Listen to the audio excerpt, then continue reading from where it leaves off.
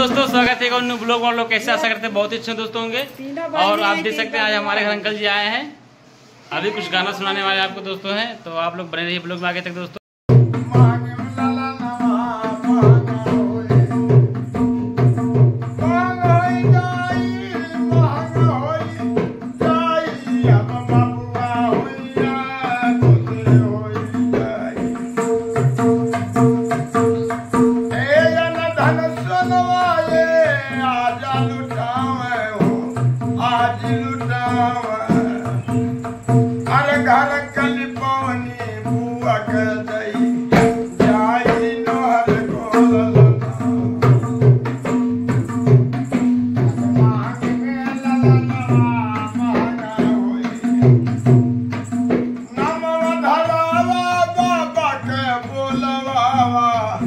बाबा के बोलावा अरे ले है भीम जी का नमवा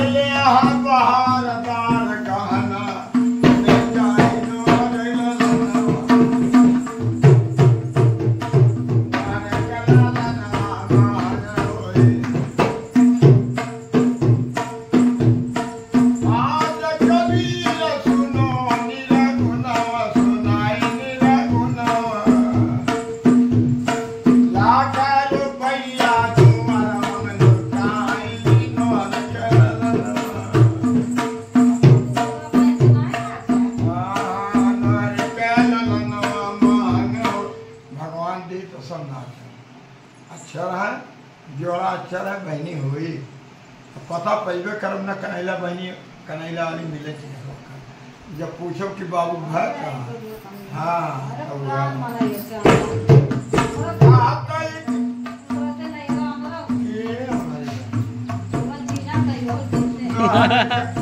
महल वाल काका नाई सनाई वो साथ कनखड़ी हो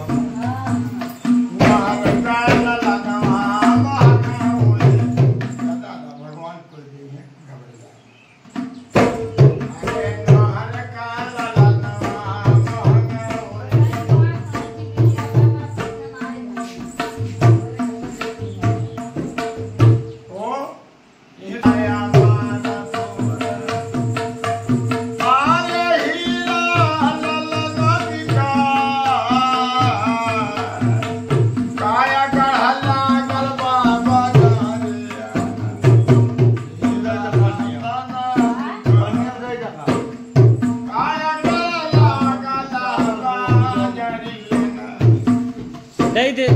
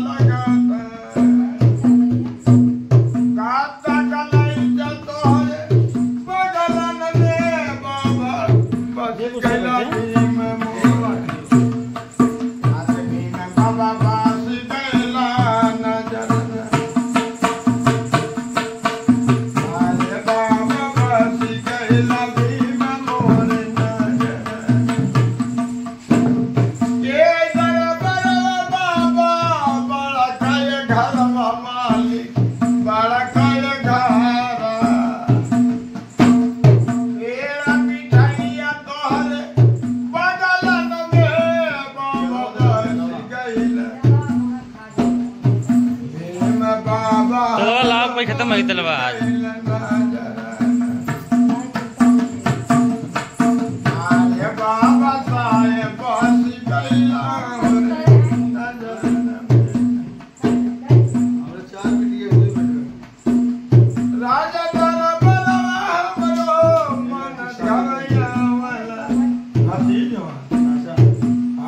वैसे लेकर हम आए हैं बियन की दे महान बाबू